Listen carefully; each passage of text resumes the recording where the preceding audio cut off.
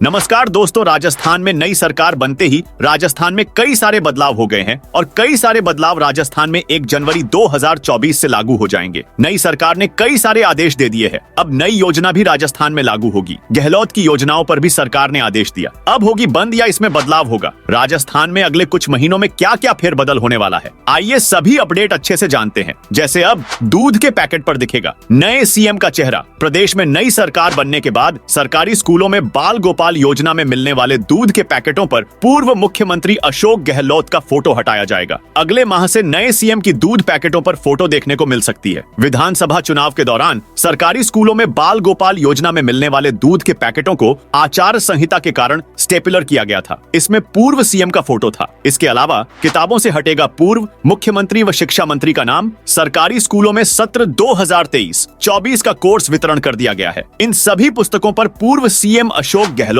और पूर्व शिक्षा मंत्री बीडी कल्ला का नाम अंकित है। नए सरकार के गठन के बाद आने वाले सत्र 2023-24 से नए सीएम और नए शिक्षा मंत्री का नाम अंकित होने की उम्मीद है। इसके अलावा दोस्तों, भाजपा की नई सरकार ने राजस्थान में कांग्रेस राज में हुई बोर्ड निगम अध्यक्षों की नियुक्तियां रद्द की। भाजपा सरकार ने कांग्रेस सरकार के समय बनी सभी बोर्ड निगम आयोग टास्क फोर्स राज्य स्तरीय और जिला स्तरीय समितियों को भंग कर दिया है। इनमें मनोनीत गैर सरकारी अध्यक्ष उपाध्यक्ष सदस्यों की सेवाओं को भी समाप्त कर दिया है। प्रशासनिक सुधार विभाग ने इसके आदेश जारी किए हैं। कौन कौन से आयोग थे तो वो भी आप देख सकते हैं। इनके अध्यक्षों की नियुक्तियां रद्द हुई है। राज्य महिला आयोग, बाल आयोग, मानवाधिकार आयोग, राज्य वन विकास निगम, राज्य भंडार गृह निगम, राज्य खाद्य एवं नागरिक आपूर्ति निगम, राज्य खनिज विकास निगम, अंत्यावसायी सहकारी वित्त एवं विकास निगम, राज्य पाठ्य पुस्तक निगम, राज्य अल्पसंख्यक आयोग, राज्य गौ सेवा आयोग, राज्य महिला आयोग, राज्य पिछड़ा वर्ग आयोग, राज्य खाद्य आयोग, अन्य पिछड़ा वर्ग प्राधिकरण, अनुसूचित जाति प्राधिकरण, राज्य अक्षय ऊर्जा विकास अभिकरण, जयपुर विकास प्राधिकरण, राज्य सहकारी बैंक, राज्य खादी एवं ग्रामोद्योग बोर्ड, राज्य गृह निर्माण मंडल हस्तशिल्प विकास बोर्ड, श्रम कल्याण राज्य वनौषधि पादप बोर्ड, राज्य वक्फ बोर्ड और राज्य हज कमेटी की सभी गैर राजनीतिक नियुक्तियों को रद्द कर दिया गया है। दोस्तों, आप राजस्थान के कौन से जिले से इस वीडियो को देख रहे हैं, कमेंट करके बताइए। इसके अलावा राजस्थान में कई सारी योजनाओं के नाम में भी बदलाव हो सकते हैं, क्योंकि कांग्रेस ने 2018 में भाजपा की योजनाओं के नाम बदल दिए थे, तो फिर से भाजपा उन योजनाओं के नाम बदल सकती है। 2018 में किन किन योजनाओं के नाम कांग्रेस ने बदले थे उसकी लिस्ट भी आप देख सकते हैं। जैसे गहलोत सरकार ने सत्ता में आते ही सभी सरकारी दस्तावेजों से पंडित दीनदयाल उपाध्याय की तस्वीर हटवा दी थी। गुरु गोलवलकर ग्रामीण जन भागीदारी योजना का नाम अब महात्मा गांधी ग्रामीण जन भागीदारी योजना कर दिया था। दीनदयाल उपाध्याय वरिष्ठ नागरिक तीर्थ योजना का नाम मुख्यमंत्री वरिष्ठ नागरिक तीर्थ योजना कर दिया गया था। मुख्यमंत्री जल स्वावलंबन योजना का नाम भी अब बदलकर राजीव गांधी जल स्वावलंबन योजना कर दिया गया था।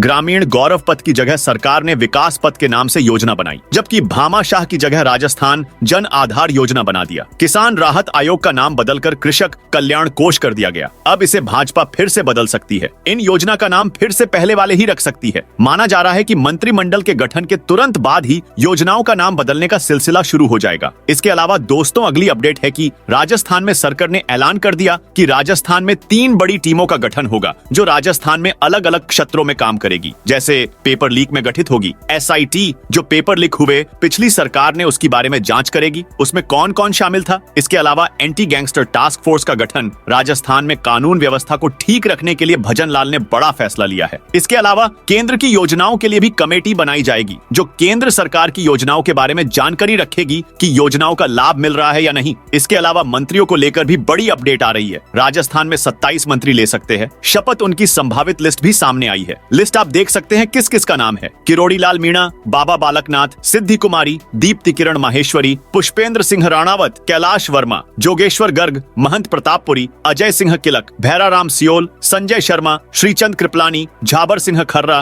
प्रताप सिंह सिंघवी, हीरालाल नागर, फूल सिंह मीणा, शैलेश सिंह, जितेंद्र गोठवाल खंडार, शत्रुघ्न गौतम, जवाहर सिंह बेडम, मंजू बाघमार, सुमित गोदारा, ताराचंद जैन, हेमंत मीणा, मीणा, हंसराज पटेल, जेठानंद व्यास इन राजस्थान में मंत्री बनाया जा सकता है। इसके अलावा राजस्थान में कुछ और बदलाव भी होने वाले हैं। जैसे 1 जनवरी से राजस्थान रोडवेज बसों के लिए बड़ा बदलाव होगा। प्रदेश की बसें दिल्ली की सैर नहीं कर पाएंगी क्योंकि दिल्ली में अब केवल BS6 बसें चलेंगी। दिल्ली में BS6 श्रेणी के अलावा सभी तरह की बसों के संचालन पर रोक लगने जा रही है। 1 जनवरी से दिल्ली NCR क्षेत्र में केवल BS, CNG या इलेक्ट्रिक बसें ही चल सकेंगी। अन्य सभी तरह की बसों पर रोक लग जाएगी। इसे देखते हुए रोडवेज प्रशासन ने 340 नई बसों के लिए बॉडी बनाने का टेंडर जारी कर दिया है। BS8 या BS8 श्रेणी की बसों को दिल्ली NCR क्षेत्र में प्रवेश नहीं मिलेगा। आपको बता दें कि राजस्थान रोडवेज के बेड़े में फिलहाल BS8 बसों की संख्या कम है। रोडवेज के पास अधिकांश संख्या में BS8 या BS8 श्रेणी की बसें हैं। इसे देखते हुए अब रोडवेज प्रशासन ने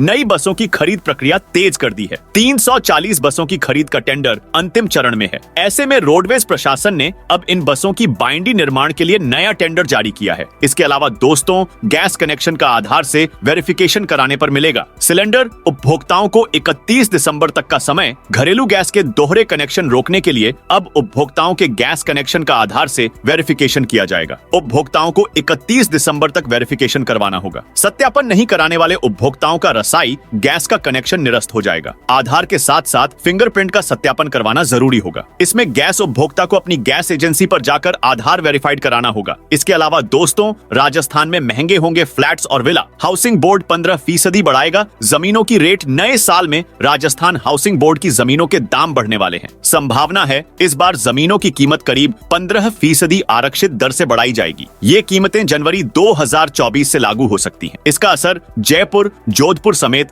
10 से ज्यादा शहरों के 4000 से ज्यादा विला और फ्लैट्स पर पड़ेगा। इसके अलावा दोस्तों, 31 दिसंबर तक कराना होगा वेरिफिकेशन, नहीं तो रुक जाएगी पेंशन। 31 दिसंबर तक अगर वार्षिक सत्यापन नहीं करवाया गया तो इन सभी पेंशनधारियों की पेंशन अटक सकती है। पेंशनर्स के वार्षिक सत्यापन के लिए 4 विकल्प उपलब्ध हैं। फेस रिकॉग्निशन मोबाइल ऐप द्वारा घर बैठे सत्यापन, ई मित्र केंद्र पर जाकर अंगूठे की बायोमेट्रिक पहचान से सत्यापन, उपखंड अधिकारी, खंड विकास अधिकारी के कार्यालय में पेंशनर के आधार नंबर में दर्ज मोबाइल नंबर पर OTP का माध्यम से उपखंड अधिकारी अथवा खंड विकास अधिकारी द्वारा पेंशनर का आधार एवं जनाधार दस्तावेज अपलोड करके सत्यापन करवा सकते हैं। इसके अलावा दोस्तों, नए साल से सिम कार्ड के लिए नया नियम लागू होगा। सिम कार्ड खरीदने और बेचने के नियमों में भी बदलाव होने जा रहा है। अब दुकानदारों को सिम कार्ड बेचने के लिए सरकार के साथ पहले रजिस्ट्रेशन कराना होगा। उन्होंने सिम किसको बेचा है यह भी रिकॉर्ड रखना होगा। उन्हें ग्राहकों की पहचान की जानकारी भी देनी होगी। टेलीकॉम डिपार्टमेंट ने मंगलवार को एक नोटिफिकेशन जारी करके बताया कि नए साल यानी कि 1 जनवरी